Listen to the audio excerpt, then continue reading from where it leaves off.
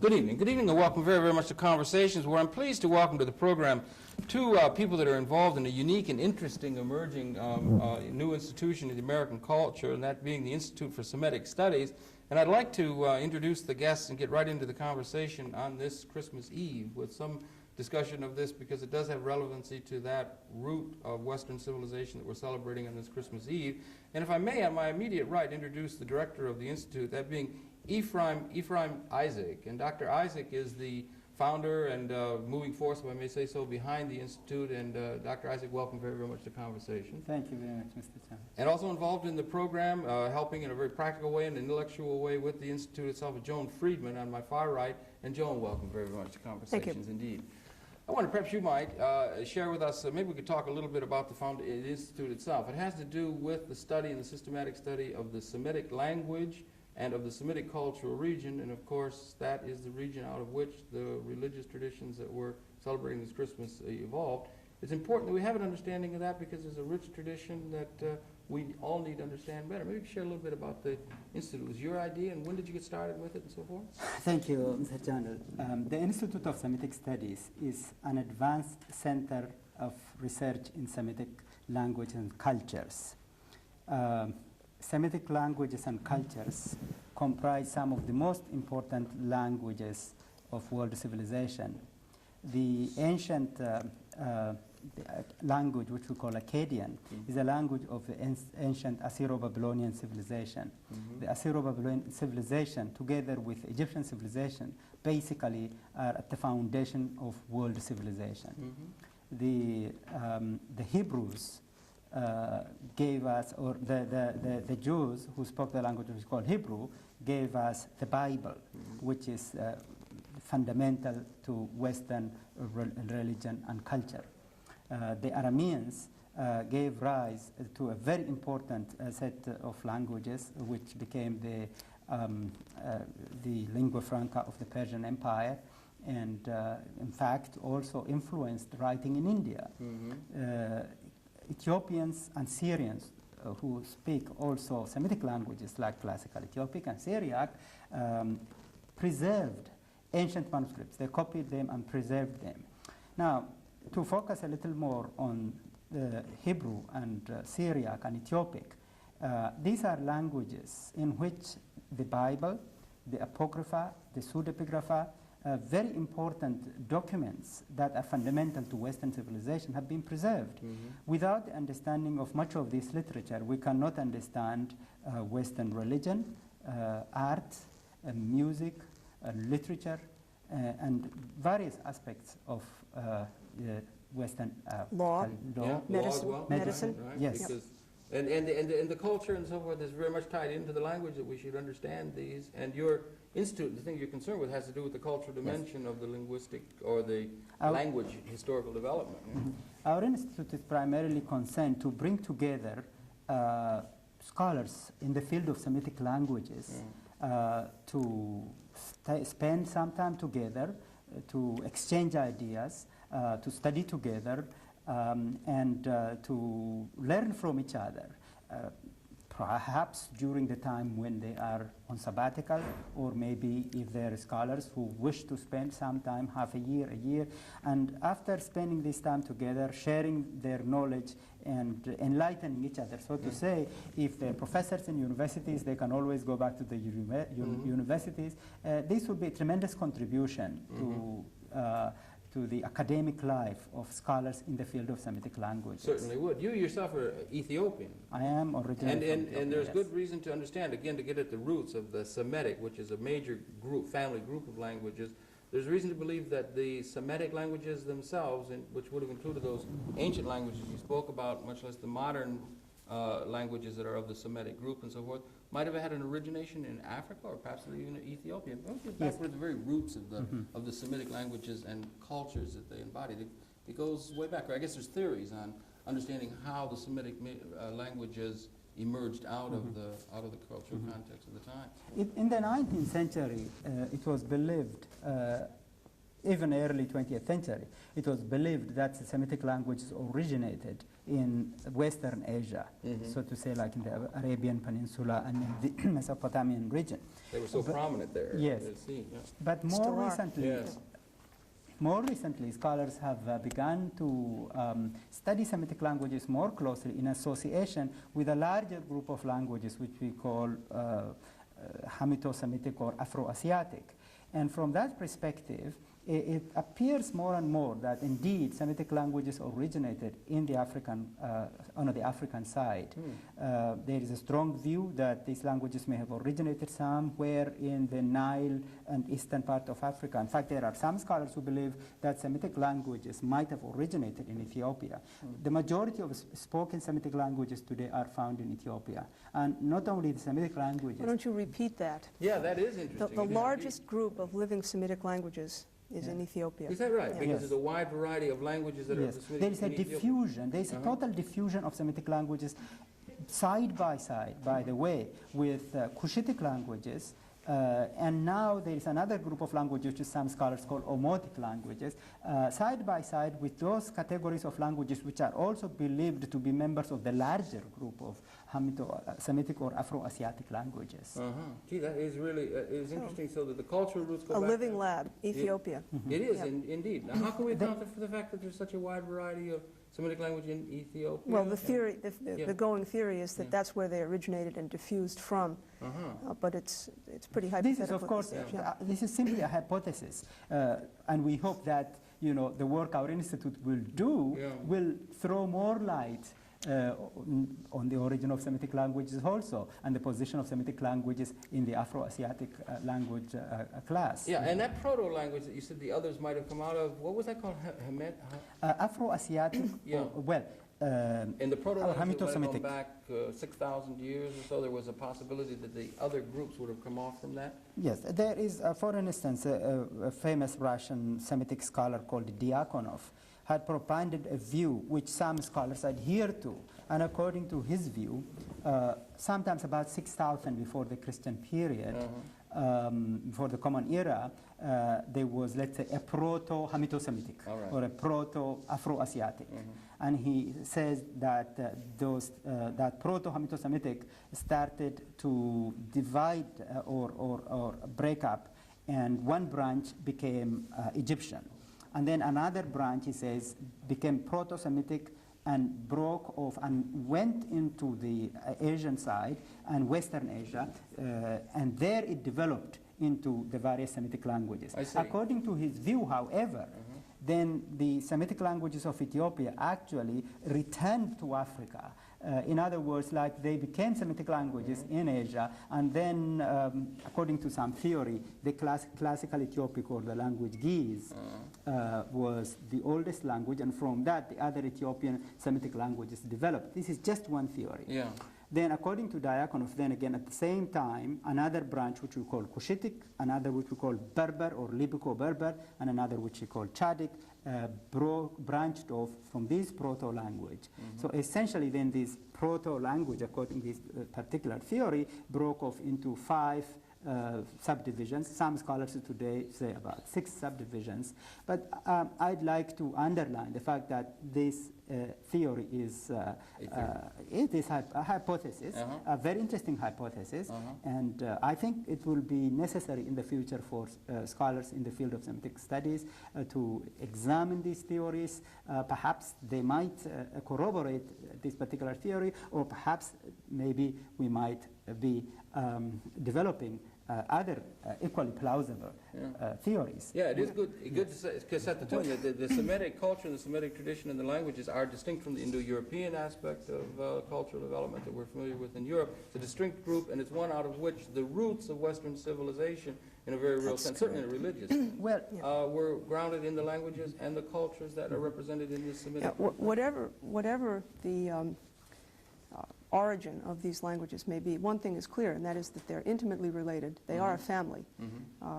Whether they came from Africa, moved into Asia, then came back into Africa, all these things are hypothetical, but it's more than apparent, it's virtually certain that they are a language family. And really should be studied systematically. If you want to understand any part of the family, you've got to have a reasonable understanding of other parts. How's it going to be called Semitic? Oh, I'm sorry. Well, I was going to say, apropos your earlier question, you see, the Semitic languages are so fundamental to the development of Western civilization that few people really understand how significant that is. We all know that the classical tradition is indeed fundamental to Western civilization. There's no question about that. By classical, he means Greco-Roman. The Greco-Roman civilization. Okay. But even the Greco-Roman civilization ultimately owes its greatness or its roots to the Semitic culture. And let me explain to you. For instance, the alphabet, the Greeks got their alphabet from the Phoenicians, whom we call the Canaanites. Actually, the Canaanites spoke language very closely related to Hebrew. And this particular thing, which we call the alphabet, which is really one of the greatest inventions of the human mind, it was really a revolution of a revolutionary system of writing. This particular thing has been so fundamental to Western civilization. We cannot, let's say, look at all the books in the libraries today. Look at how much we use writing. We write letters, we write books, we pass ideas from one generation to another through writing, It's a through manuscripts. computer system, right? It's a computer system. Right. You see, what the people who discovered the alphabet did, it was a fascinating idea.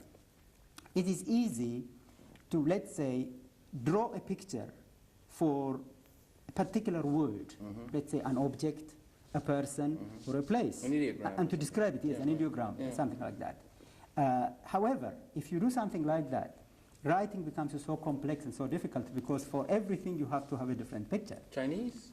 Well, as in Chinese or even as in some of the ancient languages, Yes. even in Egyptian, they did have a proto-alphabetic form, but they used also pictographic, ideogrammic ways of writing. Yeah. But what the inventors of the alphabet did was they realized that all the words that we use,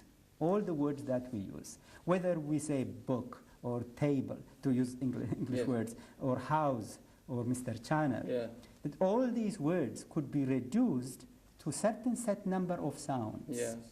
Now, in the English language, we have 26 alphabets, 5 vowels and 21 consonants. Let's assume that the 21 consonants, and 2 of which are kind of semi-vowels, these are essentially the basic components of the words which we use. And so they invented particular symbols for each one of these sounds. The phonetic alphabet. Exactly. And then the alphabet was invented. So from that time onwards, you didn't have to draw a picture for everything. You could just use the combination of those sounds. Now So that it's a alphabet- marvelous invention. Yeah, the roots of that alphabet, as we understand it, goes to the Phoenicians then, and so we're talking, and there were, of course, developments in a linguistic sense or in a language sense Yes. prior to that. But Well, the root of the alphabet is often taken back to what we call Sinaitic language, or Sinaitic inscription, actually, Sinaitic inscription. A group of inscriptions that were found in some turquoise mines in the Sinai desert over 50 years ago. When these characters were found, it was really a very interesting discovery. It was noticed that this was a form of writing. It wasn't cuneiform on the one hand. It wasn't Egyptian hieroglyphic on the other hand. Indeed, it was representation of different sounds. and from when did that date? Well, generally it's dated from the about the beginning of the New Kingdom period in ancient Egypt. Let's say slightly before that, around, some scholars have dated it, like William Foxwell Albright, if I remember correctly, to about 1800 from before the Christian period, about 1800 before the Christian era. And since then, of course, numerous inscriptions have been found in the land of Israel, and many of these inscriptions have been deciphered. And then we know now that the Phoenicians who inhabited the eastern Mediterranean coast, they actually shared the same land with the people of Israel. They became great merchants and traders. They contributed really to creating a unified culture in the Mediterranean world, and they were the agents for bringing these alphabets to the Greeks. And from the Greek alphabet, of course, we get the Latin alphabet, which we still use. We use the Latin alphabet to write English, we use the Latin alphabet to write French, and all the languages of the world. In fact, it is believed that even most alphabetic languages are derived from these particular languages. The Arameans have contributed, for instance, even to the development of writing in India, all the way up to the East. And so the alphabet is really so fundamental, and you could not really appreciate Western civilization without understanding books, writing, transmission of information through writing. And all this writing is based on the alphabet. And all of that writing in the alphabet that came was based upon a Semitic language tradition that goes back and predates even that development, and that is all basic to the development of Western civilization. And not to speak of the Bible. Yeah. And the Bible itself, of course, is so fundamental to Western civilization. When you think, as John said, the law, for instance. I think, Western law, of course, has many fundamentals, but certainly biblical law also is very significant in the development of the history of ideas in the legal world. But it's not so much in the law, but in the field of religion. The Hebrew Bible, which is written in Hebrew and Aramaic. Hebrew mostly, but a couple of the books The are Aramaic would have come later then, or that was the time, the Persian, or the Aramaic was the language of Jesus, right? Am I right in that? The Aramaic is believed to be the language that the Jews spoke in the time of Jesus. It is believed that Hebrew, you see, was the language, the classical language of the Davidic kingdom. That is, the Jewish people spoke the Hebrew language and wrote in the Hebrew language from the time of maybe even before the time of King David, all the way to about 587 when the first temple was destroyed. And then after the destruction of the first temple and the dispersion of the Jewish people, and after the rise of the Persian Empire, when the Jews came under the rule of the Persians, they naturally adapted the lingua franca of the Persian Empire, and that was Aramaic. Again, Aramaic, which is one of the Semitic languages that had become widespread. Yes. Okay, and that was the language of Jesus. Yes, because at the time of Jesus, the Jewish people used Hebrew. They used Hebrew because much of the Torah, the Bible was, especially the law books were written, the Pentateuch was written in Hebrew, and most of the books, which we call the writings, and many of the books of the prophets were written in Hebrew. So they used those languages. Also, the Jewish oral law, which later was compiled in the Mishnah, was in the Hebrew language. So Hebrew was certainly used by the Jewish people. But as the spoken language, the current language became Aramaic.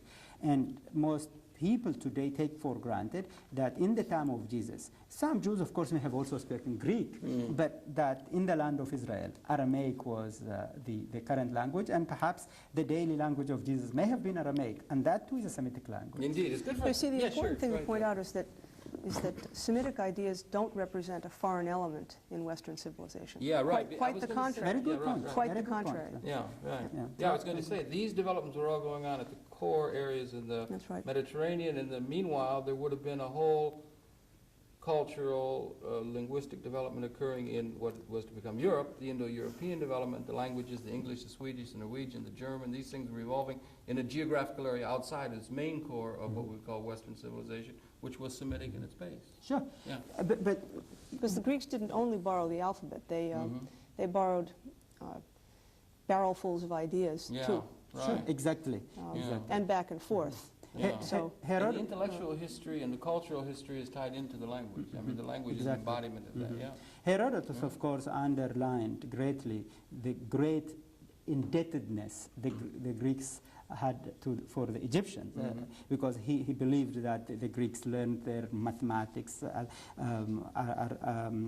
architecture, and art and everything. He said we owe to the Egyptians. But the Egyptians too, you see, the Egyptian language itself is a cousin of the Semitic languages. But the Greeks owed their civilization not only to the Egyptians, however, indeed also to the Assyro-Babylonians and to the other. Essentially, the Semitic, what we call the Semitic civilizations, really are so important that one of the reasons why Ms. Friedman and I, exchanging ideas with other scholars, also colleagues of ours, felt there is great importance for such an institute, is that in the United States now, there are some important centers where research is being done in the field of Semitic, in the field of the classical tradition, the Greco-Roman tradition. Not to mention the fact that every major school has a classics department, which is Greco-Roman studies. Sure. Yes. Sure. For instance, there is the Hellenic Center. There is the Dumbarton Oaks, which in fact also emphasizes particularly the Byzantine studies, Byzantine research in the Byzantine period. There is the Medieval Institute. Yet there is not a single research institute for Semitic languages. Well, there is now. There is right. There is now. That's right. Yeah, we are in fact the first. Eureka. We are the first such institute in the United States. That's right. The truth of the matter is that, of course, some Semitic languages are taught in the universities, and that's important. And we are confident that the teaching of Semitic languages will, in the future. But it's very fragmented. Yeah. You see, Yeah. it's not only that it's neglected; it's also fragmented, Yeah. and we want to study these things not only with more attention, but in a systematic way. That's the difference. As they deserve, really. Yeah. It does deserve, yeah. At the present, Semitic languages are studied in most universities in the context of what they call Near Eastern studies. Yeah. Now, Near East is a very vague terminology. Yeah. It's not a disciplinary Europe. terminology. Yes, right. No, right, yeah. Because Near Yeah. East, you see, number one, of course, Near East is a geographic terminology. course, of It can be very vague. How near is near, A little and how far ethnocentric is there. far. Right, You know, right. besides, when scholars now, when in universities they use the word Near East, they mean Turkish studies, they mean Persian studies, they mean even Armenian studies. In some places you find in Near Eastern studies even Ukrainian studies. Now, it is important, anybody who studies any set of group of languages indeed must study all the other languages too. It is very important for anybody who studies Near East to study Turkic and Persian. Nonetheless, it is very important to examine Semitic languages and Semitic cultures in the context of a disciplinary sense, in the way in which we study, let's say, Romance languages Yes. or Germanic languages. Or classics, Or classics. which is really the paradigm for what Yeah, we're trying right. to do. Yeah. And Why haven't we more systematically Well- done that in the universities and so forth, do you think? Is there a... I can theorize about why. Until the Second World War, the study of Semitic languages was determined by religious politics. By that I mean, it was determined by the need to study the Hebrew Bible, and therefore those who studied the Semitic languages were only interested in that dimension of Semitic languages, the ability to read some Hebrew, to be able to interpret the Bible from just a Christian theological perspective. Well, they've been doing that for a few thousand years. And not only that, in that respect, in fact, the teaching of Hebrew has a very deep root in American educational system. Hebrew was one of the first languages, I'm sure, taught at Harvard, Yale, Princeton, because these universities originally had theological undergirding. It was one of I think Harvard began teaching 4 languages, if I'm not Really? mistaken, Yeah. and Hebrew was one of them. Hebrew. That's interesting, Yes. yeah, right. And also, if I'm not Classical mistaken, tradition, the shield, the symbolic shield of Yale has Hebrew characters on it. Indeed. Yeah. And the fact is that I was surprised to learn that in the first 60 years, the language of the valedictorian at Harvard was Hebrew. So essentially, until the Second World War, Hebrew then, one of the Semitic languages, was approached simply from a point of view of religious fundamentals. And after the Second World War, the study of Semitic languages was more influenced by then not so much the religious perspective, but from the oil perspective. And the emphasis then became on, like, for instance, Arabic, a very important member of the Semitic languages. Then that came in, and that particular perspective took the dominance. And what has happened then is Semitic languages, as a scientific group of languages, Semitic languages, from the purpose of an academic approach, as a group, did not thrive and flourish in this kind of context. There were these other... They died from fragmentation, yes, basically. Right, There were these other motives, either the theological motive to study Hebrew or the Middle Eastern... Too much bias. To study Arabic. Too much romanticism, too much internecine fighting between the different scholarly groups, and too much desire on the part of some groups to have nothing to do with other groups. Yeah, right. The Assyriologists saying, look, we're not biblical scholars, we're going to go off in our own department. That area that's- so is the whole thing became fragmented, and Yeah. now it's got to be brought back together again. We've had religious, political, and now linguistic differences characteristic of that cradle of Western civilization that continues to plague us in many ways. We're happy to see you'll be able to bring some of these things together. Yet there is a very important academic rationale to study Semitic languages together. An overarching sort of sense Right. of commonality among all the peoples of the area? Exactly. Instead of in this fragmented fashion, we believe the study of Hebrew, side with Arabic, side with Ethiopic, side with Syriac, side by side with all the other Semitic languages can make a tremendous contribution for our understanding of the ancient Semitic cultures, for even our understanding of the language of the Bible. Like even those who Yeah, I wanted to ask you about that because you are a scholar of some of those ancient languages. That's right. You can translate and deal with some of those languages that were long since gone. And so Sure. forth. One It of must them. be an interesting kind Yeah, of it's a holistic experience. concept. Yes, you see. indeed. Indeed, That's it is. that's the Indeed. point, yeah. Even those who, by the way, I hasten to add, indeed, of course, one must study the Hebrew for the appreciation of biblical theology. There's no question about that. Indeed, one must also study Arabic for the appreciation of Middle Eastern culture and politics. But however, our objective is transcends those motives. Our objective is purely academic I wonder if in we the talk sense about- that go ahead. we are interested to examine these languages, and this academic objective itself will indeed have a byproduct. It will have a tremendous, it will make a tremendous contribution to enlighten Yeah, it's, the we're common trying to- roots, to- the common to- features of these cultures. Right. We're trying to build up a knowledge base. Now, what use others want to make of it, religious, what have you, that's outside our domain. We're pan-Semitic, even-handed, intentionally objective, and that's one of the other novel features of Good to our have such an institute. institute in this We- world we- where that kind of thing is Right, sort of we're not attempting to Proselytize promote, or anything, proselytize. This is why We're we trying want to to bring discover and to categorize and to disseminate information. And this language of this language of the study and the language of the culture that goes with the study and understanding of the language helps to illuminate, let's just say again, we're back to Christmas Yes, Eve here in New York exactly. City of 1986 and the modern era and so forth, the current era. It helps to illuminate the realities of that time.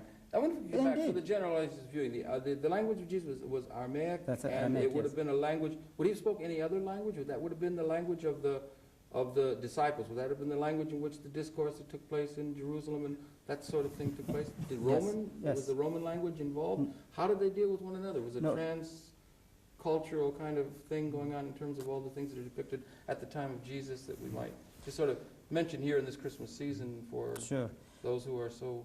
As we said earlier, indeed, yes, the language of the Jewish people in the time of Jesus was Aramaic. It is possible. Jesus, of course, was Sure. a Jew. Right? Of course, there were Jews living in Egypt who spoke Greek. In fact, the Bible was already translated Septuagint. into Right. yes, the Septuagint was a Greek version of the Hebrew Bible. And there were probably some Jews, even in the land of Israel, who might have spoken Greek. There have been some people who have said, perhaps, maybe some of the disciples of Jesus, Paul certainly knew Greek. There's no question about that. But they were speaking back and forth to one another in Aramaic? Aramaic was indeed the language that they spoke. The Aramaic was the John the language. Baptist. In fact, there is one theory that, you see, whereas, of course, as you know, the Hebrew Bible was written in Hebrew, what the Christians call the Old Testament was written in Hebrew, with a couple of books like Ezra or parts of Daniel in Aramaic. It was known that most of the books of the New Testament were composed in Greek.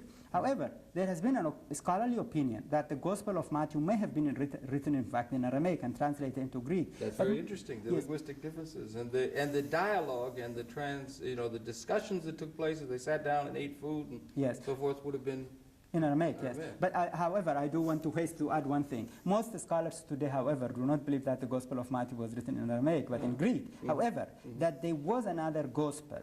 The Germans gave it a term called quelle, which is source it means. That Gospel may have been written in Aramaic and later absorbed into, let's say, some of the other Gospels, maybe particularly into Matthew. But the fact that maybe some Gospel was written in Aramaic is a possibility. Indeed, a lot of the literature of this particular, the time of Jesus, many of the books which we call apocryphal and pseudepigraphic literature, some were written in Hebrew, but some may have even been written in Aramaic. Which books are these? For instance, the Book of Enoch. I have dealt with that particular book myself. The Book of Enoch. He's being modest. He's probably the leading expert on it in the world. Thank you. Fine. Share with us, please, I'm your one of the, leading expert well, I'm one knowledge, of if you the would, please. people Yeah, who work that's with right, this right. book. I contributed to the double-day edition published by James Charles Worth called The Old Testament Pseudepigrapha. I translated the Book of Enoch and wrote introduction and notes to it. Now, you would have translated it from what to what? From a classical Ethiopic in which it was preserved. Yes. But I was coming to the point that even though the complete Book of Enoch was preserved in classical Ethiopic, Let's just stop this just for a Yes, minute. please. See, some of these languages that seem a little bit esoteric have to be studied if you want to study things that are of fundamental importance, like the Book of Enoch, because those are the only languages in which those texts are preserved. That's interesting. Yeah. That's interesting, yeah. So the Book of Enoch was preserved on complete only in classical Ethiopic, but scholars already knew that this book was probably composed in Aramaic. We don't want to get into the scholarly It was reasons why. composed in Aramaic, but it was But lost preserved, in that but version. lost, The Aramaic original was lost. Right, okay. However, we are lucky that since the discovery of the Dead Sea Scrolls, Yes. we have found fragments of the Book of Enoch, which now proves this old theory that, in fact, Enoch was originally written in Aramaic. Even though we don't have still the Aramaic Enoch, we have a verse here and a word here, a word there, taken out of the Book of Enoch. And scholars have put together these pieces and bits of fragments, and on that basis have indeed strengthened the old theory that the Book of Enoch was probably originally written in Aramaic. There are still some scholars, though, who believe that maybe it was written in Hebrew, but we still have no evidence for that. The truth of the matter, however, is that a lot of these books from the time of the late Second Temple period, from the time of Jesus, were written in Aramaic, and Aramaic was indeed the lingua franca of the time of Jesus. But I would like to add one more point. Yes. You see, as I said before, our objective is not primarily to study the Bible. Our objective is to study the languages of the Bible, okay?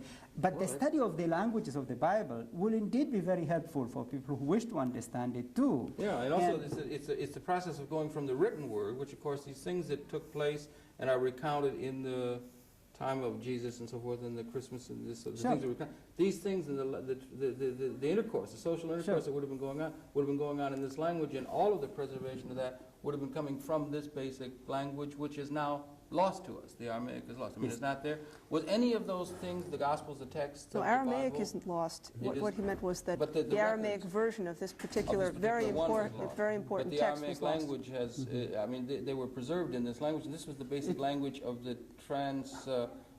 in which these events transpired. Well, I mean, the the Aramaic- cultural milieu of that. in Did we Aramaic- lose anything in the transliteration from Aramaic into those things of the early recordings of the Gospels and so forth as we brought them down and gone through the various languages to where we read them in English and other modern languages? Not to divert from the points you're making, Aramaic, you see, became a lingua franca of a great part of the world, which was at one time under the Persian Empire. From the 5th century It was onwards. very widely Yeah, diffused. sort of like Yes. English today. Like English. Yes, Yeah. and then actually it broke into what we call Western Aramaic and Eastern Aramaic.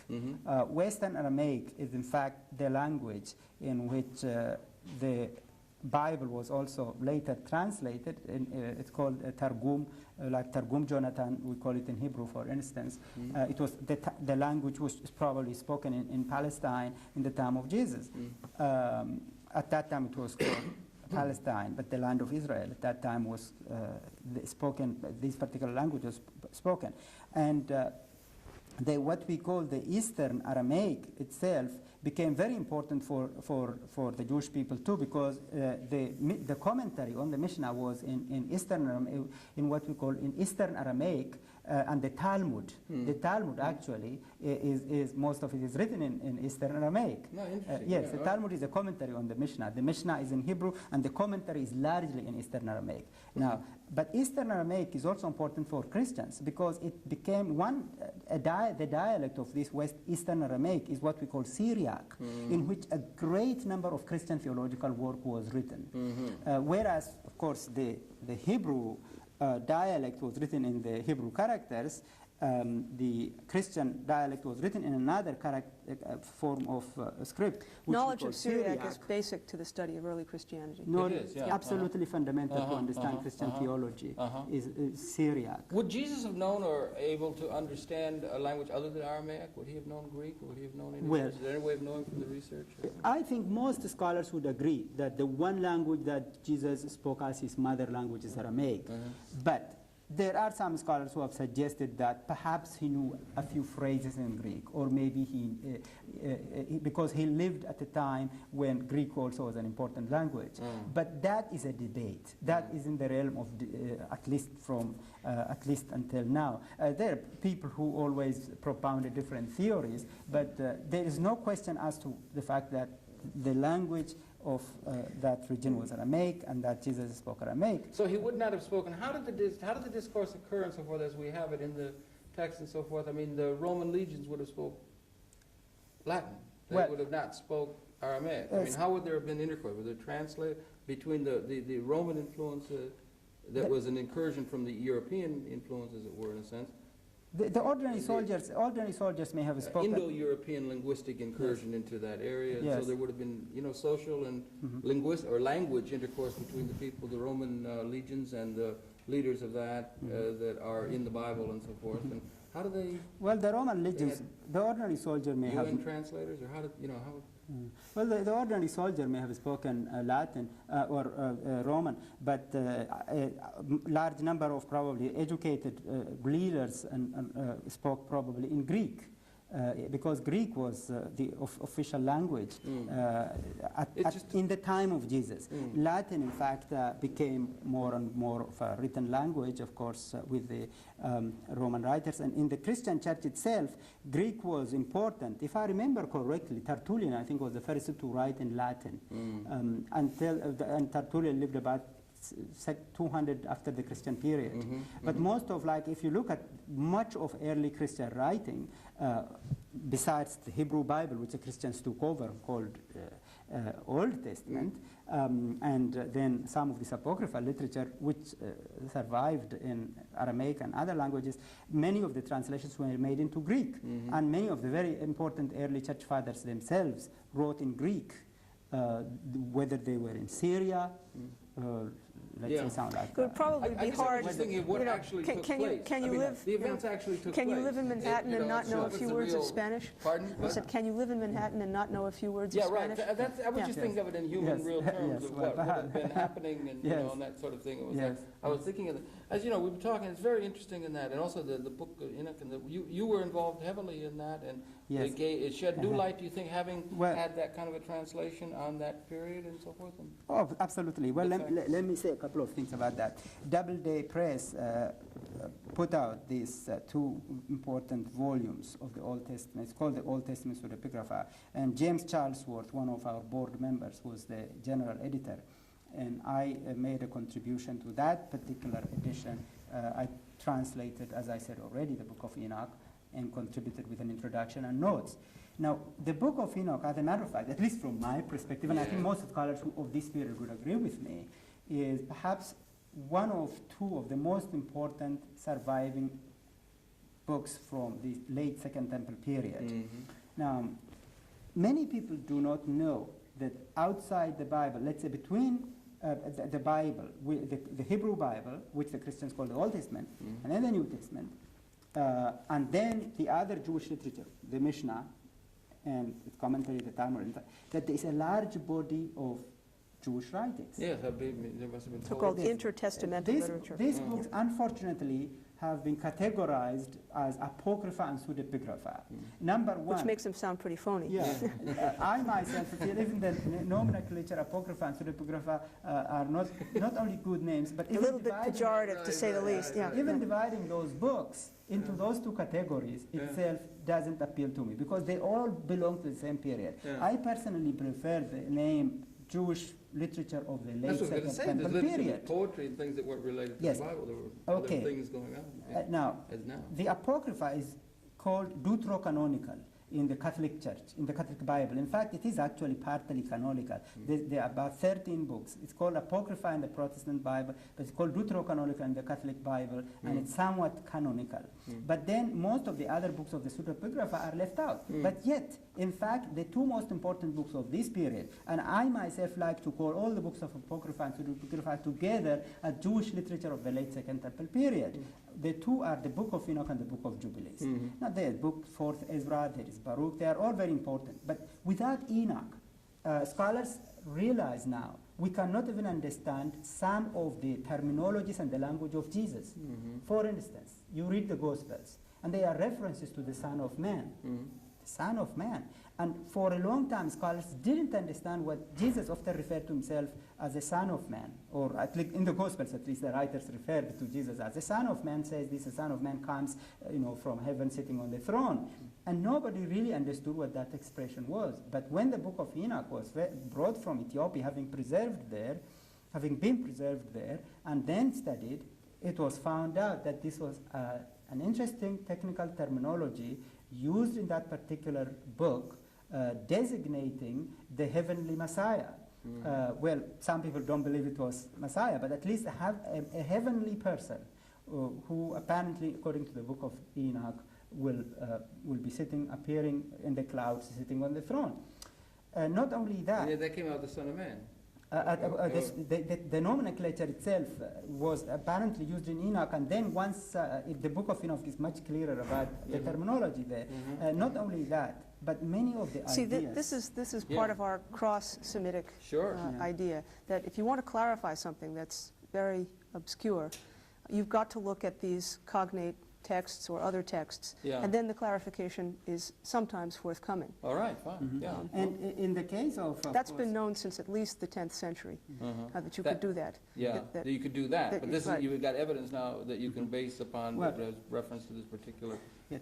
Just to underline the importance of the Book of Enoch. But let me just say that even though that's been known since the 10th century, that basic critical tools to do this, such as dictionaries and concordances that will give you cross-Semitic dictionaries, concordances, and so on, have not yet been achieved.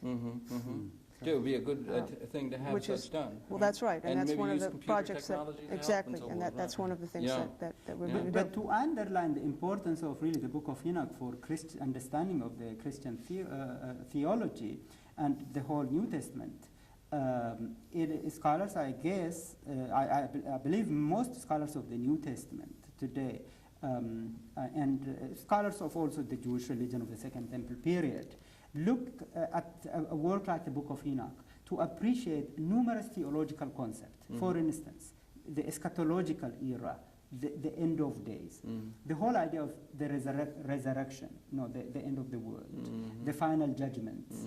All these are ideas, even the whole idea of heaven and hell. It's not really found very much in the whole Hebrew Bible, the idea of heaven and hell, or even the resurrection of the dead, in very cryptic fashion, but not really in any particularly clear fashion. But if you look at the Book of Enoch, then you can see the interrelationship between some of these ideas from such an important work as the Book of Enoch and much of the influence. So that could make it, if you were to take the Book of Enoch and you're going to give a new understanding of the things, it could make for a different kind of interpretation and understanding of what the words of the Bible might mean. That is, we would have not had that understanding before we had the translation of those ancient texts and so forth. So it sheds new light on the old literature. Oh, sure. Or the old biblical standing, biblical understanding. Yes. On the whole history of the idea of that particular period, to appreciate the Book of Enoch is very, very important. What if we were to say the Semitic language and the people, who try to bring it around to the contemporary, and we were to say Semitic language and people who speak Semitic language and embody Semitic cultures and so forth, how many people are we talking about? Talking about currently? Yeah, let's say currently. And which of the various languages that make up the Semitic cultural region what are the numbers? I mean, Arabic we haven't hardly spoken about. That's a large part of the Semitic culture. There's tremendous numbers of people who speak Arabic. It came in perhaps in its classic sense after Would you mean Muhammad. speak or use? Yes, speak Because or use use. goes to Indonesia. I mean, Yeah, you do understand what I'm saying? Yes, But how many it's, people are we talking about that enormous number of that users. are of the Semitic Well, language culture I and the can- various languages that make up the Semitic language? Let me tell you, culture I think it's probably easier Arabic is to large. yes easier to Huge. describe to you in this fashion. The most widely spoken Semitic language today is Arabic. Yes, that's huge, isn't it? Yes, but I would estimate about 100 million people who speak that language. This is an estimate. It's But not you a have to scientific. differentiate Okay. between speak and use, because, Yes. because the point is it's the sacred language of Islam. So Yes. it's used in Central Asia, it's used in Indonesia, Quran it's is right, used yes. in Pakistan, it's used Close to 1 billion people. all over. Involved Wherever, no. wherever Islam Uh, exists, it's used. with this Semitic language. No other language may be used than Classical Arabic for the transmission of Islamic ideas. Then the second most widely spoken Semitic language in the world today is Amharic, which is the official language of Ethiopia, and there are about 45 million Ethiopians. Now, not all Ethiopians use Amharic as their native language. However, it's the official language of the administration, the government, and most Ethiopians know some Amharic. So there you got another 40 million speakers. Excuse me just a minute. If I could go back, you said that Islam and Arabic, classic Arabic is the language of Islam, and that would go all the way from Indonesia to Morocco.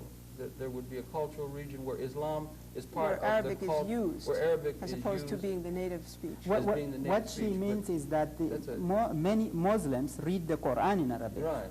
The Arabic is a Semitic language. That's Now, right. the actual speakers of Arabic are in Morocco, That's why I was Tunisia. confused by Yeah. your question. I'm sorry, Whether you that's meant my ignorance, speakers, perhaps. native Yes. speakers, or users. Well, Yeah. I guess I was thinking there's the world of Islam, and then there's the world of Yes. the Arabic language. That's and right. the Arabic, there's a pan-Arab sense, but there are many Yes. different divisions within the Arabic culture region. Yes, people well, that- you see, when you speak of speakers, like Arabic is the official language of countries like Morocco, Algeria, Tunisia, Libya, Egypt, Sudan, and then, of course, Jordan, Syria, Lebanon, Iraq, Arabia, of course, Arabia. Saudi Arabia, Yemen, and Oman. Yemen, So that's a- Oman and the Kuwait. Gulf states. Right. So that really, when you're States. talking in human terms, Yes. that's the overwhelming majority Absolutely. of people Yeah. That's that the make up the dominant Semitic Semitic culture language in the region. world Yes, today. today, No yes. So the question about Semitic it. culture is Yeah. the thing that you have to be concerned with, Yes, is the Arabic. as we look at It is the present dominant situation, Semitic yes. language in the world today. Yeah, by Spoken, far. yes. Yeah, right. Besides, as John says, there are many others who use it. I mean, there are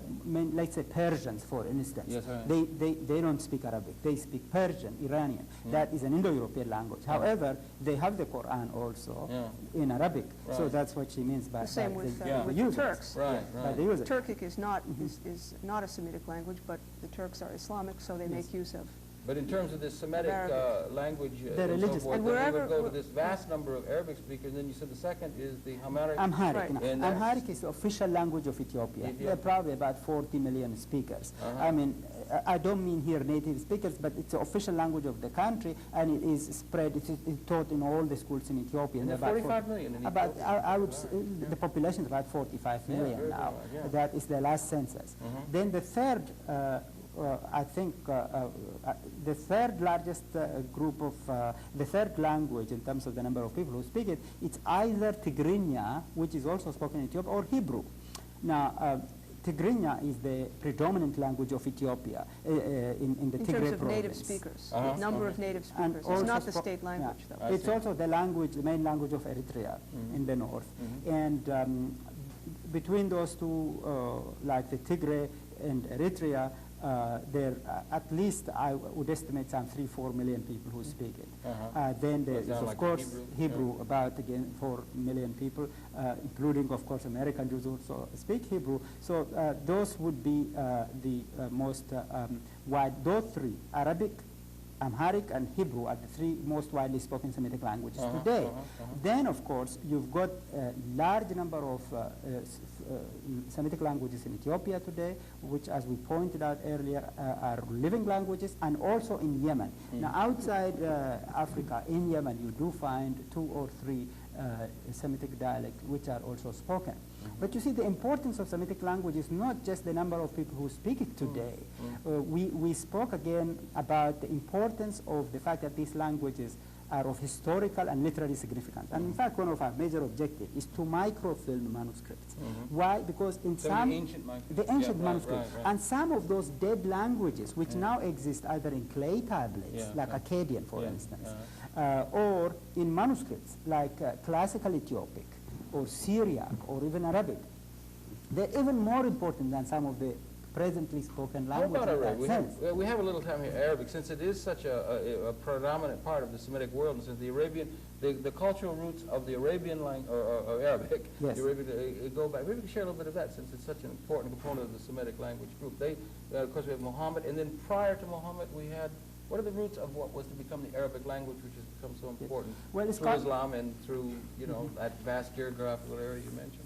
Scholars now believe, of course, that the language, which is the language of the Nabateans, was Nabateans. We call them the Nabateans. We have some inscriptions of the Nabatean language found in places like Avdat, which is now in southern part of Israel, in northern Arabia, Petra. We in fact sponsored one lecture last year. We did. Yeah, we sponsored. The Institute, right? Yes, Institute sponsored a scholar who's been doing extensive excavation in these areas, trying to find in the Negev, isn't that right? Yes, in Professor Negev, yes, who was at the Institute for Advanced Study last year, and he was he teaches at the Hebrew University, and he showed slides of some of these inscriptions. The inscriptions at that time were written in Syriac, Aramaic script,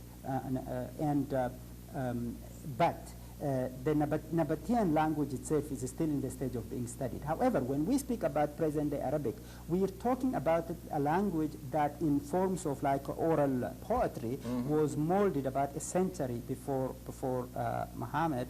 And then Arabic became, of course, the important language of the Quran. Now, there is, in pre-Islamic time, there is a body of heroic poetry attributed to people like Antara or some of the black poets. And that language, and then the court poetry, which later developed in Baghdad and Cordova, this gave rise to literary Arabic. Of course, the Quran itself became the important language. And from that time onwards, then Arabic became a very important literary language. But until the time of Islam, until the time of the spread of Islam in the world, the language, the Arabic as a language itself, we only know from some of those fragmentary inscriptions of the Nabateans. There would have been people that would have been in the Arab world were precursors to what was to become the Islamic Arab world. So what language, at the time of Jesus, let's say, what language would those people who were the precursors to the Arab world been speaking? That's the Nabatean we're talking about. Yes. That would at the time of Jesus? The Nabateans spoke, the Nabateans spoke one of those early so Arabic that's a dialects. very old and back, a very old and rich language in and of itself. Certainly, and actually at that time, the Arabs were beginning to be quite very important also in the sense that the Romans, as you probably know, Petronius made excursion into Arabia, and although probably they reference to Arabia Felix, of course, which is in Yemen. In those days, however, in southern Arabia, they spoke another language, which we call Sabian, which is also part of a group of languages we're interested in. And that is, you see, why we are interested in creating a library where we will have microfilms of these ancient, let's say we speak about even inscriptions of pre-Arabic inscriptions, pre-Islamic inscriptions in the Arabian languages. And we wanted to microfilm a large number of important manuscripts in Hebrew, in Ethiopic, in Syriac. Now, doing this, of course, is a massive work. It's not something that can be done overnight or even in a year or 2 or 5 years. But we want to start with some of the important ones. We also want to do the lexicon. I mean, maybe you can speak to that. For scholars, the languages may be an end in themselves, but for everyone else, these languages are just a means to study the documents, to reconstruct the cultures. The cultures are really what we're trying to get at. Yeah, right. Although many scholars who work for us will stop with the languages. That's the be-all and end-all of their interest.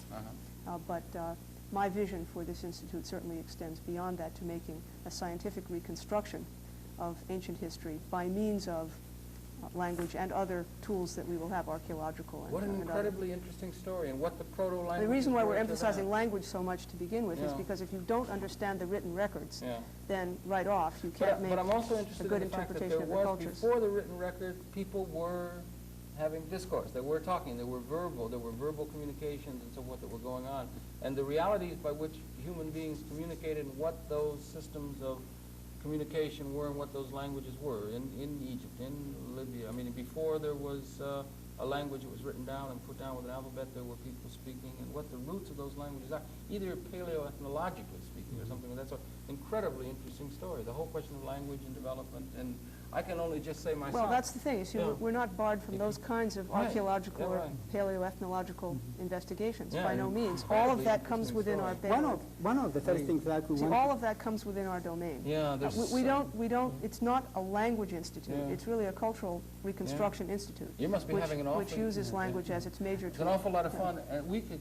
You're having a good time. Yes. This time now. And I'm really sorry. You know, we could go on talking about 15 hours easily without even stopping on these things, because it's a very, very interesting subject. But I want to make one more point. Very quickly, then, please. I think that one of the most immediate things we want to do is to create this computer lexicon of Semitic languages. We want to bring together the various dictionaries that have been prepared and enter them into something like a database. TLG. Might as well for Greek. use the modern technology in order to help illuminate these ancient conditions. Exactly. There is something like that for Greek, for instance, TLG, and we want to do something like for Semitic languages. This is, I think, much more realizable objective, which we do hope to achieve within a few years. But the microfilming is a larger objective, but one of our important objectives is to start... Or laser disc or any of our... Right. Let's use the technologies to good advantage to help illuminate the past conditions. And I just want to I'm sorry, we run right out of time. We could go on talking great length. I do want to congratulate you on all your research. You're creative in research and your research and work and so forth, and on the successful creation of this institute, the Institute for Semitic Studies, which I think is housed or headquartered at Princeton University in New Jersey. No, in Princeton, New Jersey. In Princeton, New Jersey. It's an independent institute. Independent institute in Princeton, New Jersey, for those who might want to follow up. And it's been our pleasure to have the perceptions if I may, on my far right again, of Joan Friedman, who is, I understand, located here in New York and is involved with the institute. Based here in New York. I'm the de facto co-director of this institute. We jointly conceived of it, and my official title, my nominal title is Director of Development, so head fundraiser. All right, fine. Joan Friedman here has helped putting together, and on my immediate right is Ephraim Isaac, who is the founding director of the institute as well in Princeton, New Jersey. I want to thank you really very, very much for sharing some of this rich cultural tradition, which might have helped illuminate this Christmas Hanukkah season and the season of holiday in New York City. Happy to have been able to bring you their perceptions. We on Conversations would invite you to tune in again next week. We'll be coming back next week, but I'm afraid that's it for this particular segment. See you next week, and once again, thank you really very, very much. Thank you very much. Thank you. Thank you. Good night. See you next week. Happy holiday season.